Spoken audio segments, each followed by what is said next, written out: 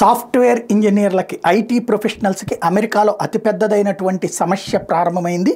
మొన్న మధ్యనే దాదాపుగా ఏదైతే గూగుల్ మీట్లో అమెరికాలోని ప్రాప్టెక్ సాఫ్ట్వేర్ కంపెనీ 200 మందిని తీసేసింది. అట్లాగే better.com ఆన్లైన్ లెండింగ్ సేవల సంస్థ తన రియల్ ఎస్టేట్ విభాగంలోని ఉద్యోగులందరినీ ఇదే విధంగా జూమ్ కాల్ ద్వారా తీసేసింది.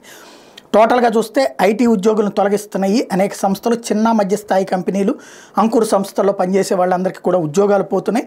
అలాగే ఐటీ దిగ్గజాలైనటువంటి అమెజాన్, యూనిటీ సాఫ్ట్వేర్, గూగుల్ తదితర సంస్థలు కూడా ఉద్యోగుల తొలగింపుల ముందుంటున్నాయి. యుఎస్లో ఐటీ రంగంలో కష్టకాలం సాగుతుందన్నటువంటిది ఎక్స్పర్ట్లు చెప్తున్నటువంటి మాట. ఐటీ ఉద్యోగుల తొలగింపు గత ఏడాది నుంచే మొదలైంది. ఎప్పటికప్పుడు పరిస్థితులు మెరుగుపడతాయని కొత్త ప్రాజెక్టులో పెద్ద ఎత్తున నియామకాలతో మళ్ళీ ఐటీ రంగం కళకళలాడుతుందని భావిస్తున్నా అది లేదు.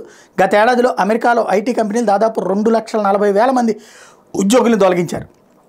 ఈ ఏడాదిలో ఈ జనవరి నుంచి ఇప్పటికే చూసుకుంటే 32,000 ఐటీ ఉద్యోగాలు పోయినాయి.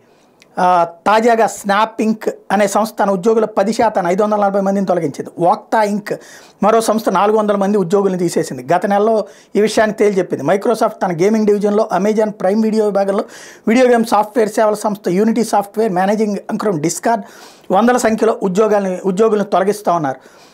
కోవిడ్ పరిమాణాలతో పాటుగా ఇప్పుడు అమెరికా అండతో జరుగుతున్నట్టు రష్యా ఇజ్రాయెల్ యుద్ధం కావచ్చు, రష్యా ఉక్రెయిన్ యుద్ధం కావచ్చు, ఇజ్రాయెల్ యుద్ధం ఇట్లాంటి ఇంపాక్ట్ కూడా భారీ ఎత్తున వీటికి కారణమవుతోంది. మరొక వైపును చూస్తే అధిక వడ్డీ రేట్లు, ఆర్థిక సమస్యలు వివిధ రంగాలను ఇబ్బంది పెడుతున్నాయి. ఐటీ ప్రాజెక్టులకు బడ్జెట్లు తగ్గిస్తున్నాయి. దీంతో ఆశించిన రీతిలో ఐటీ కంపెనీలకు కొత్త ప్రాజెక్టులు రావడం లేదు. మరోవైపు ఆర్టిఫిషియల్ ఇంటెలిజెన్స్ పెద్ద ఎత్తున వస్తూ ఉండటంతో ఐటీ ఉద్యోగులు భారీ ఎత్తున దెబ్బతింటూ ఉన్నారు. దాని ఇంపాక్ట్ ఇండియా మీద ప్రస్తుతానికైతే పాజిటివ్గానే ఉంది. ఎందుకంటే అక్కడ పెద్ద జీతగాళ్ళని తీసేసి మన వాళ్ళు తక్కువ జీతానికి పనిచేస్తారు కాబట్టి తీసుకున్నారు. కానీ ఎన్ని రోజులు ఈ పరిస్థితి ఉంటుందన్నటువంటిది తెలియనటువంటిది. రాబోయేటువంటి రోజుల్లో జాగ్రత్త పడాల్సినటువంటి అవసరం అయితే అందరికీ ఉంది.